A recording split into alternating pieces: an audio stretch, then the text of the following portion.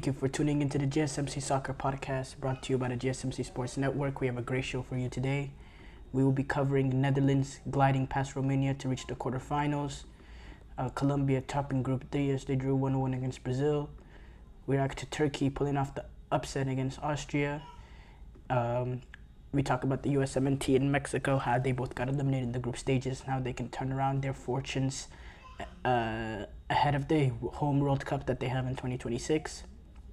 And make sure you stick around for the end of the show, where for later in the show I'll be giving you my thoughts on some of the top headlines going on in the soccer world. Before we start off, I'd like to ask that you like and follow the show. Also, we get a number of questions that come in during the show, so to ensure that your questions get read on the air, I ask that you use the tips and donations link at gsmcpodcast.net with your questions. This puts your questions at the top of the list so that I can see it, and it also really helps grow the show. So again, the link is gsmcpodcast.net. We have to start off with Netherlands. They glide their way past Romania. This is the game that Netherlands were able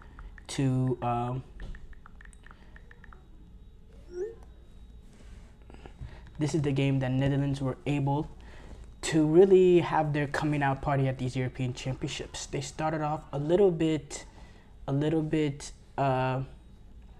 difficult.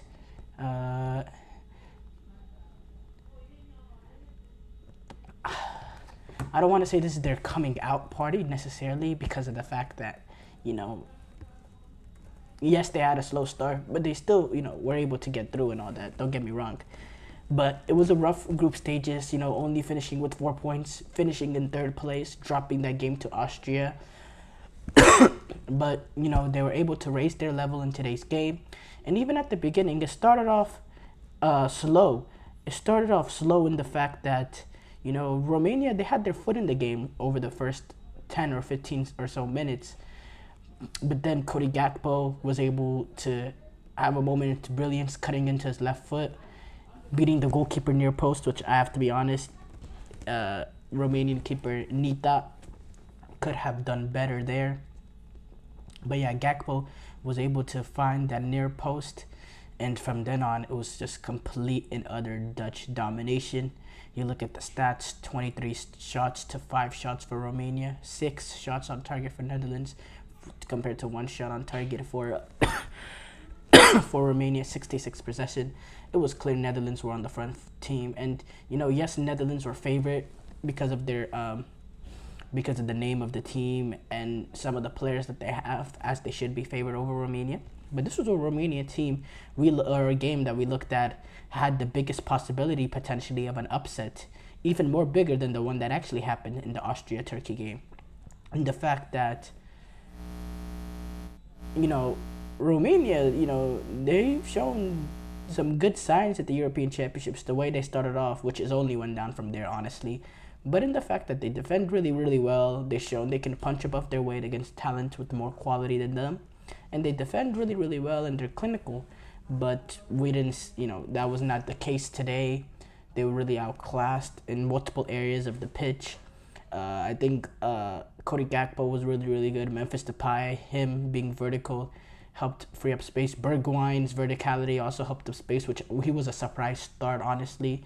I know Ronald Koeman was talking about bringing someone that can stretch a back line, but we really thought it would have been Daniel Malen rather than Bergwijn. He decided to go with Bergwijn instead.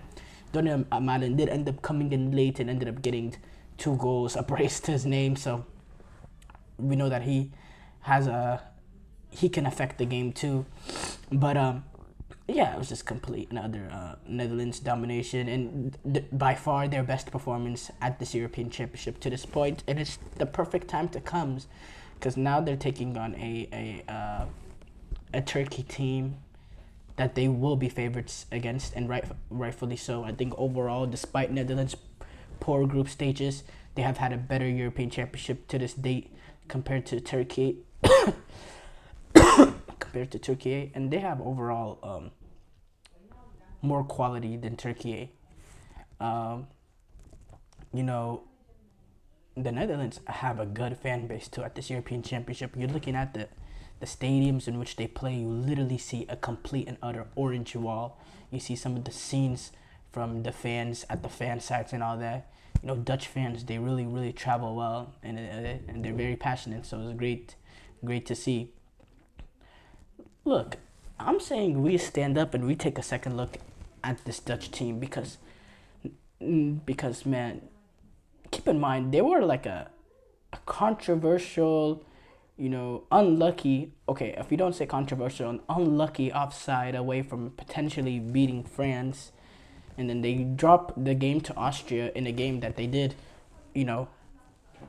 rest a few players here and there. They didn't play their number one A squad, and yeah, I mean, in this real test that they did, they surprisingly they played supremely well, and this is a team with quality on that side of the bracket. In my opinion, they clearly, out of the teams remaining, clearly have, in terms of pure quality, have the second most quality amongst the team besides England on that half of the bracket. So they do have what it takes to reach a final, and they really should believe the expectation should be nothing short of a final now because of the way it's opened up for them, and they find themselves in an amazing spot. Their performances are only getting better as they go on a run. The opposition is not getting much better either. With playing Türkiye, well, look, Turkey, they've done well for themselves to get in the quarterfinals. We're going to discuss this game later. But this is a game the Dutch will, fancy themselves in, and justifiably so. I think Turkey, when they've played against teams with more quality, they've had to be pinned in a little bit. They've relied mostly in quality and set pieces like they did against Austria, or transition and set pieces like they did against Austria today. You see what they did, the way they got suffocated against Portugal. Even the games that they won in beating Georgia, it came on individual moments of magic. And then the game against Czech kind of came like going up against a 10-man team who were desperate for a win. This is a Netherlands team that can shape it all together. There's been questions asked of Ronald Koeman, but the way that they performed today, the way that they've been in this European Championship up to this point, I think he's answering some questions. I have to say the performance today was absolutely outstanding, and I was a little bit surprised. I did not expect this. I really didn't. I thought Netherlands were able to pull it out, but I thought it was going to take like a Poland type of game, a late winner, a tight, cagey affair that ends up going the way of the Netherlands. I did not think it would be a game of this sort of domination. I thought Romania could be the main protagonists for stretches of this game, and really from the 15-minute mark after the Cody Gakpo goal, it was literally all Netherlands the entire time. And yeah, it's if you look at this from a Koeman perspective, I think he's had a good tournament. Frimpong, they did not start Frimpong today. It doesn't seem like he's gonna have a major run at this European Championship. They tried him in more of an advanced right midfield role against against France. Didn't. I thought he played pretty well in that game. I thought he, could have been on the end of a few things that could have been a little deadly for the Netherlands. But Ronald Koeman clearly didn't fancy it, as, he sent him to the bench for the following game, and he hasn't been back then. I think if they do want to make that run to the final, they need to take advantage of all the quality that they have. And Jeremy Frimpong, he has goals in him. In a Dutch team, especially in the group stages, struggled a little bit with goals and assists. He, his goals and assists contribution this season is really, really good. So I think Ronald Koeman has to find a way to make him some sort of factor for him. Whether it's coming off the bench or being a starter in an advanced right wing back midfield type of position, you have to take advantage of the quality there, because there is big quality. And you can look, let's say Netherlands are not able to take advantage of the draw opening up for them, and they don't end up reaching the final. This is the type of tournament we'll look at 3-4 years saying, wow, if only Ronald Koeman knew how to utilize Jeremy Frimpong, what could have been. And you don't want to put yourself in a situation where you're thinking, what could have been? You want to take advantage of all the quality that you have. And Jeremy Frimpong, he's a really good player, and there's no two ways about it. And he should be more of a factor within this national team. Absolutely.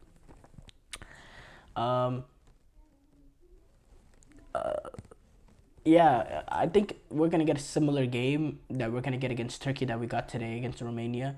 I think it's a game that if Netherlands are able to take the next step like they did against Netherlands and continue that level of performance in this game, I think it was pretty comfortable for for Netherlands. I don't think Turkey has the real quality to make this Netherlands team pay. I think this Netherlands team, they're very solid defensively. They don't give up much space. They have ability to play in transition. They also have very clinical players in Cody Gakpo specifically, who isn't the most flary, most pacey style of player, but he's comfortable on the ball. He's able to get past you one-on-one. He has very good touch, and he has ridiculously good end product and very efficient, especially while playing for his country. He's very, very efficient with the opportunity he gets. And he gets into very dangerous positions through a unique way. And, that's really, really big. He's been a huge factor in this team. And 3 goals already in these European Championships. If they go on a run, he could be a potential candidate to win that Golden Boot. I like this Netherlands team. I think right now, if I have to think about it, they might be my favorites to reach the final in that group. Now that Austria is knocked out, I think, them and Swiss, I don't give England the respect that they deserve because they've been shockingly bad. But again, Netherlands, they proved it today with that performance they had today.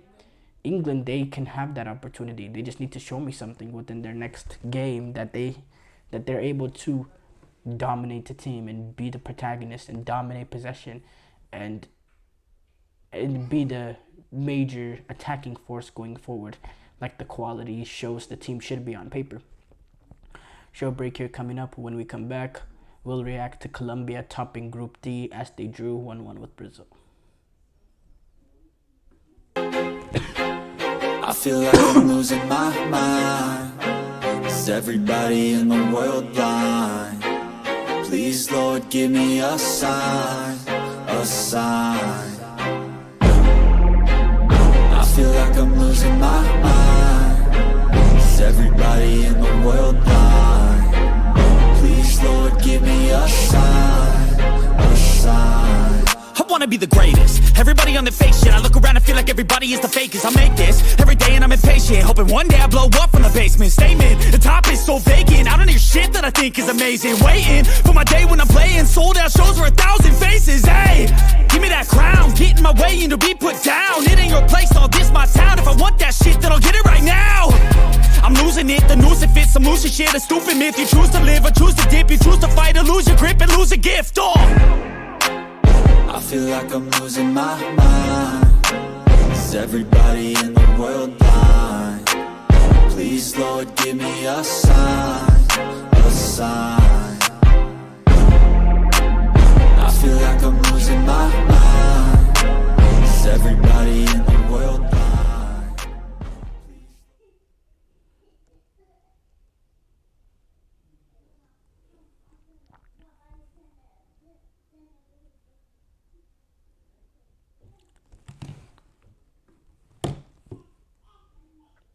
Before the break, we talked about the Netherlands finding their way past Romania.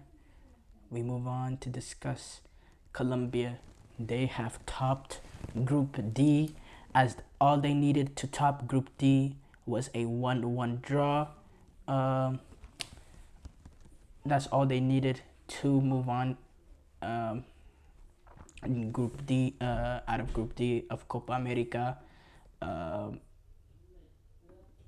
And they were able to get it done. Brazil entered this game needing a win, and it was a it was a very disappointing day for Brazil national team. Not only do you drop points not only you don't move on in this game, move on to win the group and open yourself for a potential easier opponent in the quarterfinals by taking on Panama,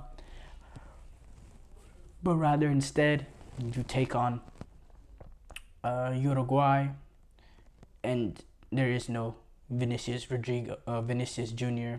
also at the wheel for you, as he got a yellow card suspension. Massive blow for the Brazil national team. This might be the game that really cost them Copa America because of those two big things. As far as the game, really back and forth, 15 minutes. James Rodriguez hit the crossbar on a free kick. And then a few minutes later, Rafinha was able to whip in a free kick with his left foot, top right corner. Really reminded me a lot at a different side of the pitch though, but really reminded me a lot of Neymar at the Olympics final against Germany. The way he was able to whip in that free kick with his right foot. This time it was Rafinha with his left foot. Really similar type of free kick. Was able to find that near post corner, top 90 near post. Really brilliant free kick. Then Colombia also had a goal disallowed for offsides, very marginal offsides. Again, they're showing us ridiculous angles. I just saw one from behind the goal. I've never seen that before in my life. Colombo doing Colombo BS as always. But then striker Johan Cordoba was able to find Daniel Munoz on a very good through ball that leveled it right before halftime. And it was Brazil also had in my opinion, another penalty that was not called. 42nd minute, Munoz clearly brings down Vinicius illegally, but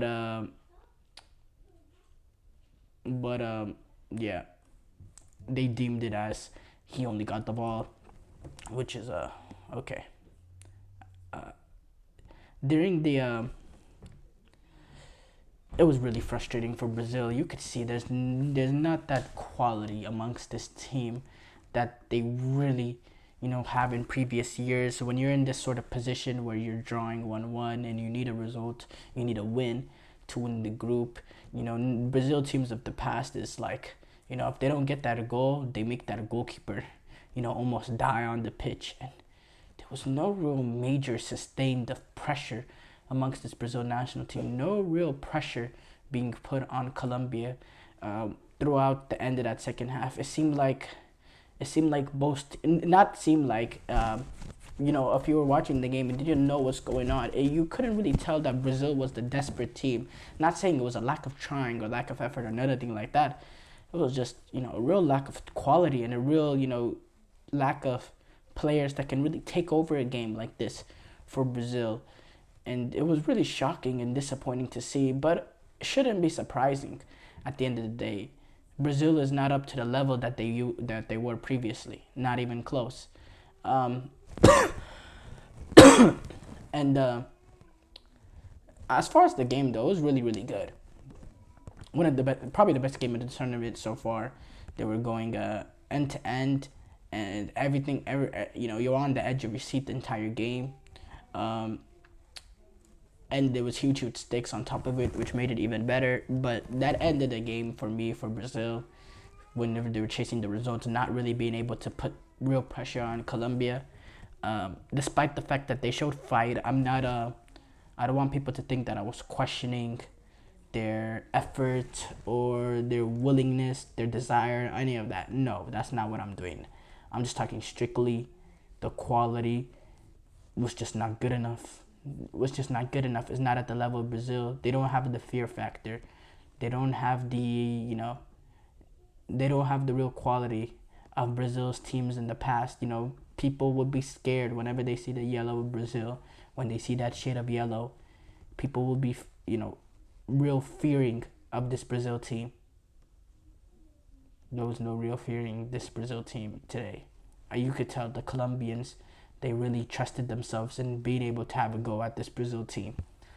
And in Brazil teams in the past, there is no way there is no way, there is no way that people didn't fear them. I mean, it was fear. Bruno Guimarães, he after the game, he said Colombia, he called them a stone in our shoe before the game, and people, they expect it to be a tense physical foul, a bunch of fouling games, which is right. I mean, that's kind of how it goes with Brazil. But I was really surprised at the how in certain moments the really getting Boyle over the line. Not saying I was hugely surprised, but I was like, yeah, okay, these teams, they really want to win this group, which I completely, it is a big deal, as I've stated before.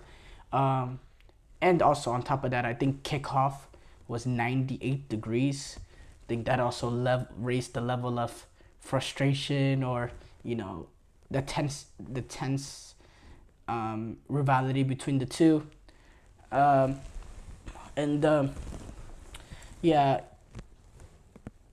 Again, there's big problems with Brazil.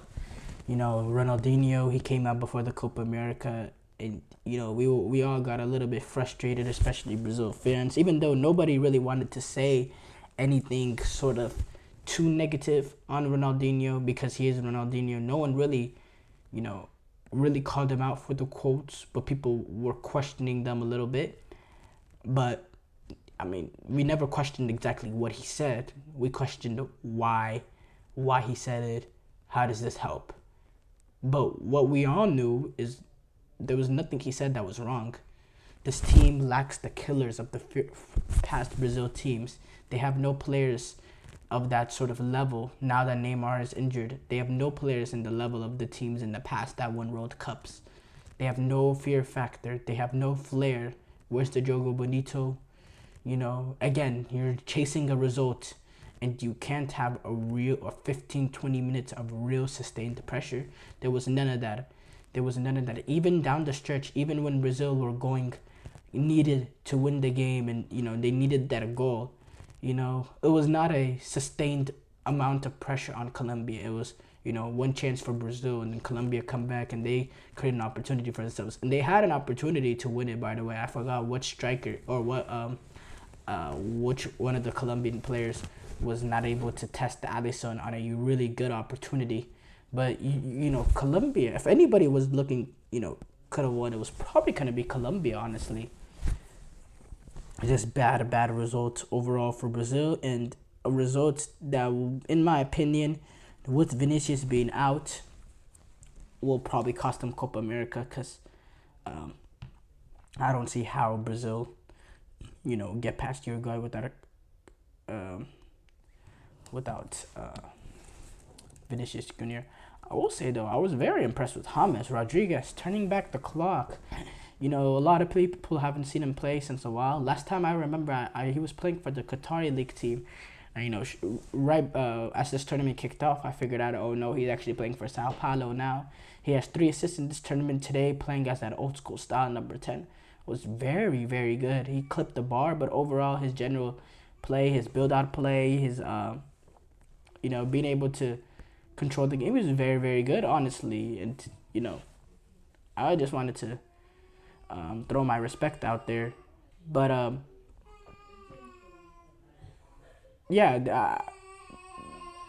respect to James Rodriguez. I think he's had a very brilliant career, and he's continuing to move it on. Before, a lot of people said Colombia are way better than Brazil. I think that point was kind of ridiculous. Despite their unbeaten record, never thought they were way better. And today's match proved it, but I still expected a little bit more, because this is Brazil. And yeah, I was just really frustrated in the way this game ended, the last 20 minutes from Brazil. But big challenges coming up for them as they take on Uruguay. Short break here coming up. When we come back, we'll react to Turkey pulling off the upset against Austria. Looking for your daily fix of sports talk without having to pay for it? GSMC Sports Network is available on YouTube. Just search GSMC Sports Network. Get your fix of daily sports talk shows on YouTube, absolutely free. NFL, college football, NBA, MLB, MMA, UFC, fantasy football, and so much more. GSMC Sports Network has shows running all day long, with new sports shows starting every 2 hours. Just like on your favorite cable sports channel, except GSMC Sports Network is absolutely free. Just search GSMC Sports Network on YouTube to catch one of your new favorite shows, like the GSMC College Football Podcast, Chip Shot Football Podcast, Hoops and Heels Women's Sports Podcast, GSMC Basketball Podcast, and so many more. Check it out for yourself. GSMC Sports Network, now available on YouTube absolutely free. Search GSMC Sports Network on YouTube right now.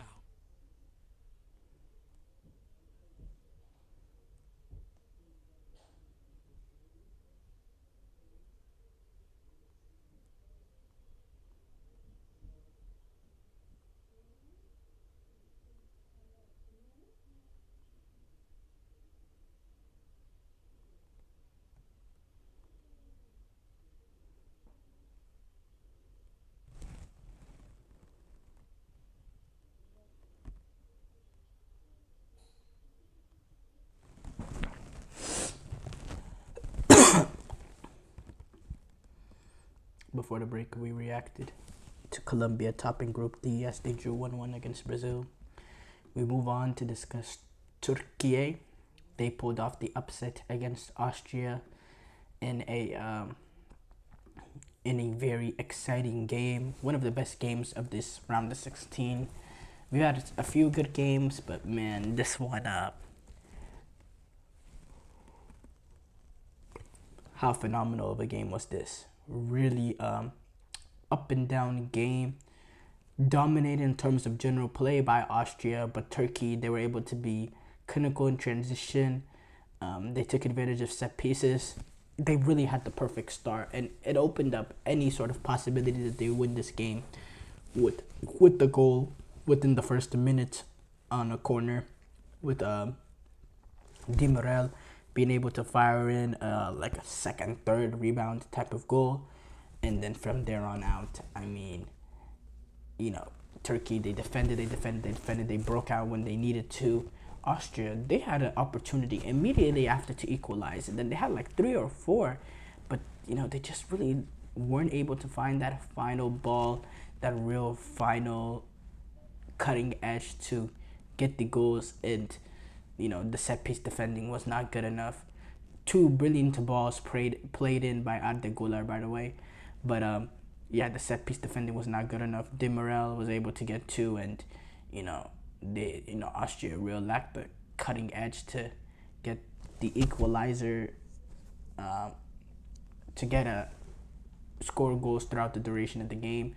They were able to take advantage of a set piece themselves, but the way that they played in this game, and how much possession that they had, and how many shots, their only goal coming off set piece, it was just not their day. Turkey played their most perfect game, while Austria didn't have their day. And again, you could be the better team, but on that one day, whoever plays their best game on that one day is gonna move on. And Turkey was able to do that. Austria weren't. And at the end of the day, that's what makes football great, because these are one-leg games. These are not like 7-game series in the NBA where the best team will win no matter what.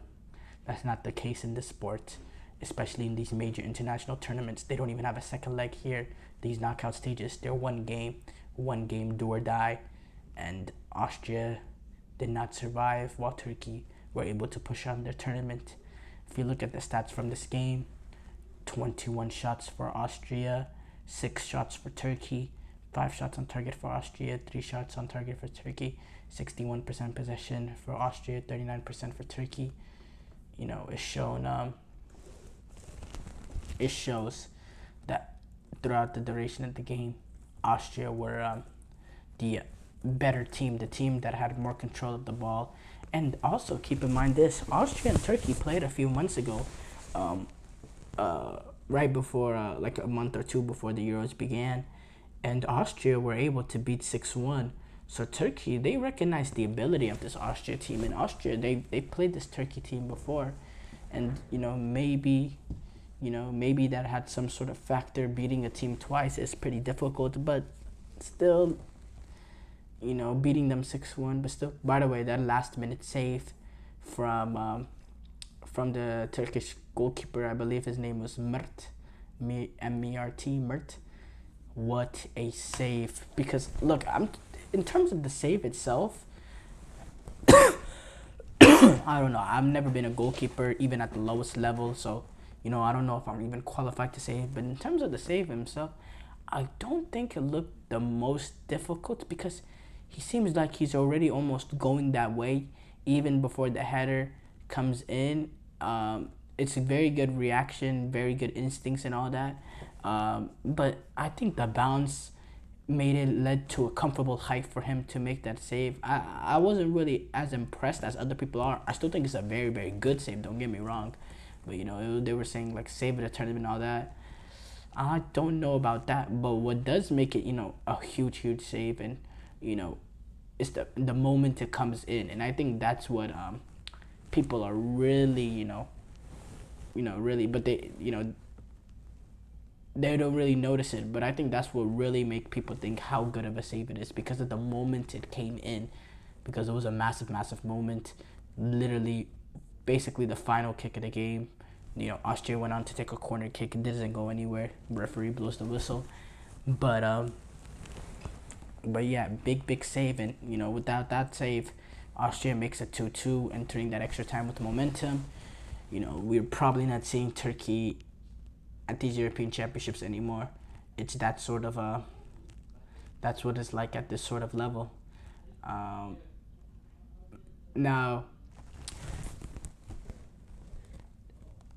this is, by the way, the first time Turkey has reached the quarterfinals of anything, of any sort of competition, since 2008, where, if y'all remember, the Croatia-Turkey mishap, or whatever you want to call it, happened. Turkey actually went on to reach the semifinal of that European Championship in 2008, where they would go on to lose to Germany in that round of 16, and yeah, so this is a Turkey team that's long overdue for this sort of run. They were able to reach quarterfinals. I think a lot of people didn't really give them the respect that maybe they deserved before these European Championships.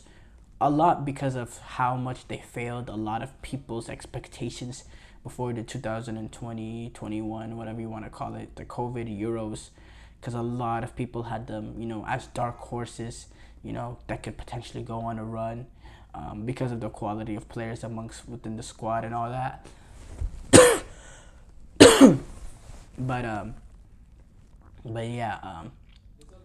But yeah, maybe that a lot of the lack of forgiveness fans have over that team kind of carried with this Turkish team in terms of the belief. But now they're in the quarterfinals, and yeah, and honestly, they have not been that impressive to me. Honestly, I thought in that opening game against Georgia, it was up and down, frantic. I don't think they dominated Georgia by any say. In fact, it took two absolute moments of magic from Turkey to get past Georgia.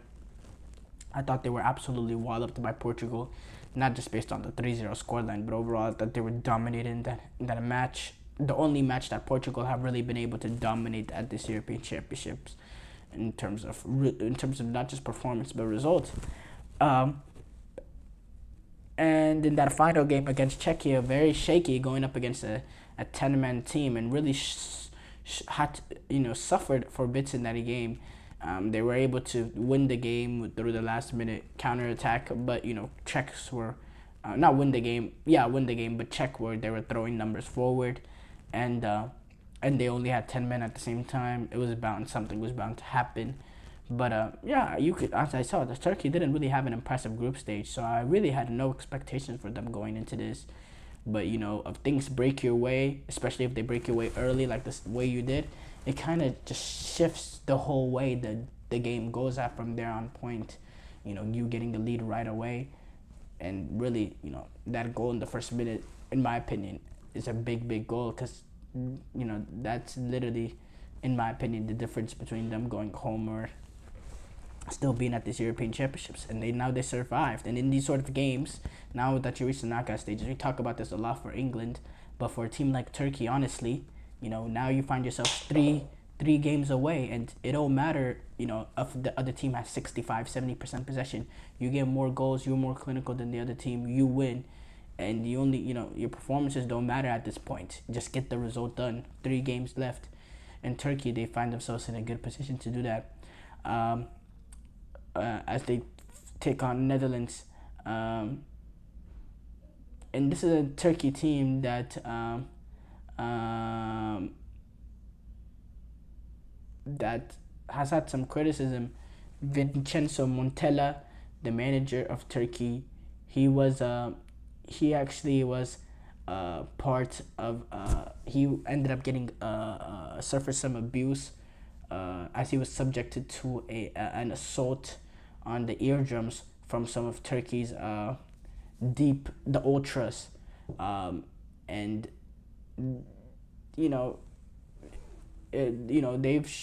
they've expressed their discomfort with the way the team performed, but now reaching quarterfinals. Wow, big turnaround for them. Short break here coming up. When we come back, we'll react to the USFT and Mexico getting knocked out of the group stages and how they can turn their fortunes around ahead of the 2026 World Cup.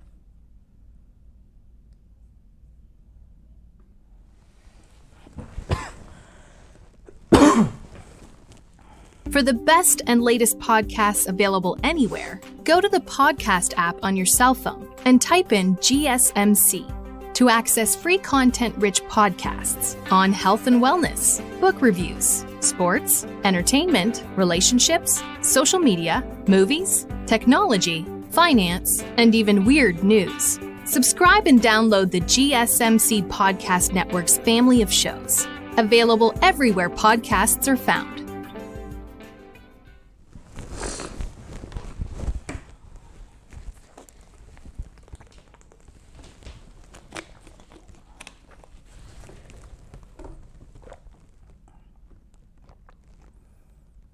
Before the break, we reacted to Türkiye pulling off the upset against Austria. We move on to do a topic that is a big deal for us soccer fans in America, Mexico, North America in general. And that's, US and Mexico, honestly. Us fans for US and Mexico. And that's our big, massive failures at this summer's Copa America, as we both fail to get out of the group stages. Big disappointment, huge failure from both of us, both of our national teams. And we normally don't unite on anything because of our rivalry, but we us fans can both agree is we're both in a very garbage period amongst this team. A little bit more so with Mexico, but still with the US too at the same time, not being able to get out of Copa America group stage with Panama, Bolivia. Absolutely woeful. And yeah, I want to discuss how both teams can turn around their fortunes ahead of the 2026 World Cup. I think with the US is a lot more simple than Mexico. I don't know if Mexico has, because look, the difference between the US and Mexico is the US has issues with coaching, has, compared to Mexico, they do have issues with the federation, but not to the likes of Mexico, and the quality in terms of players and the way that they perform for their clubs, not something of concern for the US. Mexico, there's a real lack of quality and athleticism amongst this Mexican national team. They get outran.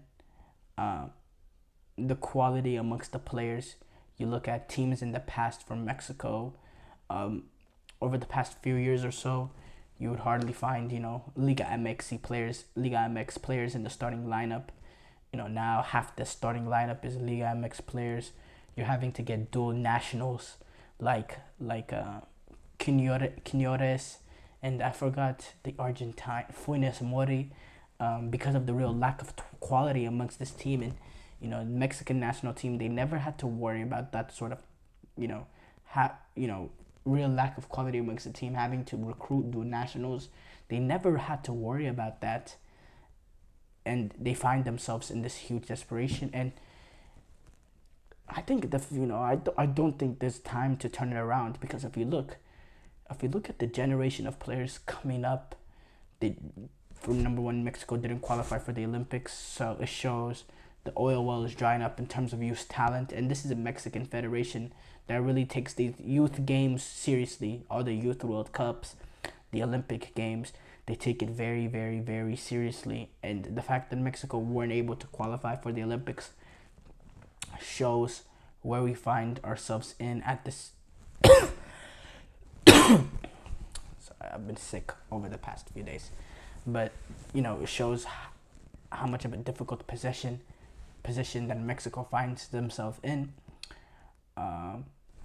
But yeah, real lack of quality amongst this team, and I don't know. There's no real fix for that entering this World Cup, because World Cup comes up in 2 years, which will blow by really fast. Liga MX players, or owners, they need to be more willing to send their guys off to Europe when they're younger as well, so that they can develop in Europe and really take the next level. But Liga MX players, owners, and they're all worried about their pockets and making more money, and don't really care about the enhancement of the rise of the Mexican player and the rise of the Mexican national team. And at least with the US, there you see the element of a little bit of cooperation between the MLS and the US Soccer Federation. I don't see anywhere near that sort of level of cooperation between Liga MX and Mexican Soccer Federation. And again, that's a big worry. And the lack of quality is there. I mean, you look, the guys that look at us, this Mexico team, some of the main guys, Santiago Jimenez, a guy that a lot of people in Mexico wanted him to start after spending a lot of time on the bench, despite having a good season at PSV. But now, now it's shown why these past Mexican managers, including Lozano, have been reluctant to really, start Santiago Jimenez, because he's just not good enough. He's really, really not good enough. Nowhere near the level of a caliber player to be starting for this sort of national team. He provides no real fear factor for opposing center backs. He's not clinical enough. I don't really see as a striker, what part of his game is absolutely brilliant. I just see another guy, honestly, and it amazes me that this is the guy that Mexican fans hype up week in and week out, because I have to be honest, I don't see much games at PSV, so I don't know what he's doing there, but I do know what his transfer value is listed at, and based on the games that I've seen him play for Mexico, he is not a $50 million player. That's absolutely ridiculous. He is not at that level. Even with this inflated, economy that we're in right now for these soccer players, there's no way he's a $50 million soccer player. Absolutely not. Absolutely not. And yeah, it's a hard place Mexico finds himself in, and I don't think there's a real solutions to turn around for the 2026 World Cup. As far as the US, even though they have major corporation issues and all that, but for the US, quality is not the issue. This is the I don't like using the term, but this is the golden generation in terms of quality that this US soccer team has in terms of what they've produced. A lot of real talented players that play for some very good European clubs. We don't have the odd MLS player in there or not. No, this is a straight European 11 and a 11 with Weston McKennie that plays at Juventus. Timothy Weah plays at Juventus. Giovanni Reina, who plays for Dortmund that went on loan to Nottingham Forest. Christian Pulisic, who plays at AC Milan. This is a lot of very elite, talented players, but they don't play near that sort of level that they produce for their clubs, for their country. A few of them do. Christian Pulisic, he steps it up for his country, but apart from that, the level of performances these players provide for their clubs and national team is different. There's a weak mentality amongst this U.S. men's national team, a huge weak mentality amongst this U.S. men's national team, and it's really alarming, because you look at some of the quotations and comments coming after the game, talking about like from Matt Turner, talking about how this team is still going in the right direction despite the result. You know, even if you believe that, that's not something you say in that moment. Getting eliminated in the group stage at Copa America, there's no positive spin of it. You didn't get out of a group with Bolivia and Panama. Stop trying to make a light out of the situation. This is not a situation where the light ends on the end of the road, or whatever that saying is. That's not the situation you find themselves in. It looks dim right now because there's not been any sort of improvement since Berhalter came in. Like, compared to the past U.S. men's national teams, this team has not done anything different than them. In fact, in some stages they've been worse. And this is a team that has much more quality than the past U.S. men's national team. And another concerning thing is, since the 2022 World Cup, which is supposed to look at the first experience, the major international tournament experience for a lot of these guys for the U.S., since that World Cup in 2022, there has, no improvement at all whatsoever. No real style of play in terms of how we want to go after it. Each game looks different. It's just no real, in terms of being able to dominate a game, no improvement since then. And in that time, they decided Berhalter is should continue on as the job. But Berhalter, what has he done? He's a big part of it. So for me, I think the biggest thing that they can do to improve it is the coaching change. Change the coach, not just because he's, tactically, the X's and O's, he's not good. But also, the players need someone that will bring a winning mentality and will really strike fear into the players. These players, they kind of have a yes man in Greg Berhalter right now, and these players need somebody that they fear. And so, I don't know what kind of manager could be that. I don't trust U.S. Soccer Federation to get it right, but I don't think it can get much worse than Berhalter. So I think, fire Greg Berhalter so that there's not only a change of, just how good the manager is, because this manager right now the U.S. have is not good enough in Greg Berhalter, but also change the mentality and the culture amongst the team, which really needs some open heart surgery. But it's interesting. I don't know how these teams will turn their fortunes around. I think it'll be easier for the USMNT, but still, I think it'll be I don't know. It'll be difficult. For Mexico, I think it's almost virtually impossible by 2026 to really fill out a potential, real team at that World Cup. I just don't see it. Short break here coming up. When we come back, we'll move on to our final segment. We'll react to some of the top headlines going on in the soccer world.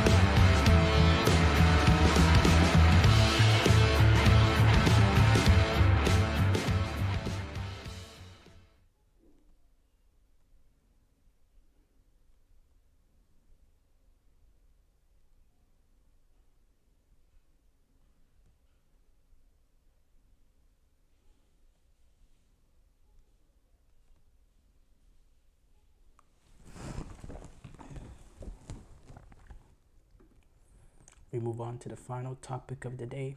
We react to some of the top headlines going on in the soccer world. I had it pulled up here. We have to start off with Julian Alvarez. He will actually be involved at this Summer Olympics. Javier Mascherano, he happens to be the coach for the Olympic soccer team. And by the way, we have some big-time coaches, big-time former players coaching at the Summer Olympics. I just told you about Javier Mascherano, but also Thierry Henry. He will be the coach for the France national Olympic soccer team at this home Olympics coming up. So, so yeah, there's that as well. And them being the home team has brought a pretty strong team. Not the strongest that they could bring because, the ridiculous players. But they have some guys in there. They got even some guys in there that are a part of this Euro squad. In Zaire Emery and Bradley Barcola. Obviously, it's easier with French clubs trying to convince them to release them to a Paris Olympics, to the French Olympic team. But, obviously, that was... it makes it easier that the fact that it's, doing it with the French team. But Julian Alvarez, he is part of the team that will be going to Paris for Argentina. He actually happens to be this, he is 24 years old, so nearly there, but he's not within the U23 age limit. So he actually is one of the overage players in the squad. In the squad includes four World Cup winners, which also includes Otamendi, who is also one of the overage players in the squad. So, it's clear that this team, in that's going for Argentina, they're treating this Olympic Games seriously, and honestly, all countries treat it seriously besides the European nations. Besides the European nations who are iffy about how to treat it, like Spain at the last Olympics, they treated it very, very seriously. France this year, they're treating it seriously because they're hosting it. But there's sometimes, like the last Olympic Games, France and Germany, they sent out like an EU23 side, not even an A, B, C, D team, an E team. It was, players that you never heard of, players, just, normal squad players playing at lower level teams that happen to be, U23, but nowhere near the levels of a, top level U23 team that, Germany and France can produce. And, but that's not the case with Argentina. They're taking a strong team. And with the team that I see, this is a legit contender at this summer's Olympic Games. By the way, the U.S. will be in there as well. The U.S., their situation becomes tricky at the Olympic Games this summer because now that the Copa America team got eliminated early, maybe it opens the door for any of the U23 players amongst this current squad to potentially come and play at the Olympic Games. I have no idea how that works, but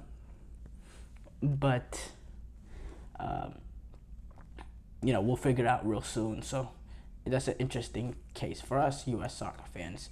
By the way, that's I think the Olympic Games are going to be really big. In my opinion, hopefully that they're gonna fire Berhalter within the next days or so, or a few days or so, or he leaves or whatever. And I think that will be the real new start of this. Because I know Greg Berhalter, he wasn't gonna coach the Olympic Games either way, but still I think it starts like the new start of the U.S. project to 2026 on a good note. You fire Berhalter and then you get this Olympic Games, which we can go in with a little bit of house money to see how well we could do. I talked about Colombia. They have won their group after they drew with Brazil. We discussed that. Christian Pulisic, he came out with comments talking about the refereeing decision. He said the refereeing was to blame, or he blamed them for the goal and the decisions made throughout the game. And well, I'll just say what he said. Honestly, I mean, I saw things that I've never seen before right in front of my eyes today. That is just that I truly can't believe. It's not why we lost. We're not out of the tournament because of officiating. But really, I've just seen many things that I said. Really, I mean, I think everyone can just give admit. I don't know what I'm looking at. I don't know what they're calling. I don't know what he's given no explanation. He's doing things that I just can't accept.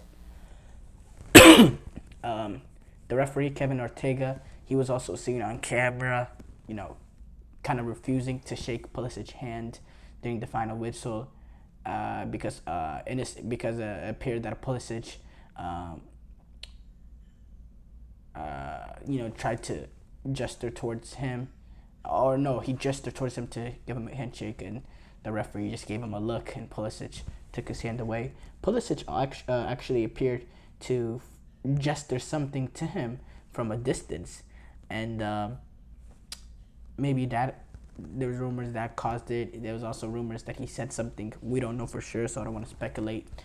But Christian Pulisic came out and said he wouldn't shake my hand. It's normal. I mean, I guess. It was really bad officiating. I've never seen someone give a yellow card and then allow a quick free kick to play. As soon as, if you're going to book someone after calling a foul, it automatically turns into a ceremonial free kick. It's just the letter of the laws of the game. He did not follow the laws of the game as the way it should have gone. He's clearly not at this sort of level. And to put him in a game of this sort of magnitude, it just shows the incapabilities of Colombia, how many missed calls that they're missing. It's Premier League level bad. It's worse than the Premier League, the officiating that's happened at this Copa America. And with the technology that you could have amongst these U.S. soccer stadiums or football stadiums, and you're not taking advantage of that, like, why does Copa America not have a semi-automated offsides technology the way Euros have it? Why not? You want to get treated like the Euros, you gotta have that sort of, what's the word? You have to match it with everything off the pitch first. Let's forget it on the pitch, but off the pitch, when it comes to the aesthetics of the stadium, the atmospheres, the pitches, the technology, the way it's officiated, you have to match at least that level first. Then worry about the quality on the pitch. Colombia can't even do that. And at the end of the day, you'll never get the respect you think you should deserve whenever you're having, Colombia is having to come out day by day talking about how, oh yeah, referee made a mistake in this game and we apologize. Referee made in this game, we apologize. This and that. Like, bruh, what? How does that help anyone? And yeah, it is what it is. Another headline was Cristiano Ronaldo. He confirmed Euro 2024 will be his last. No shocker there. He's not going to play till he's 80. But he confirmed that this will be, without a doubt, the last of his Euros. After the game,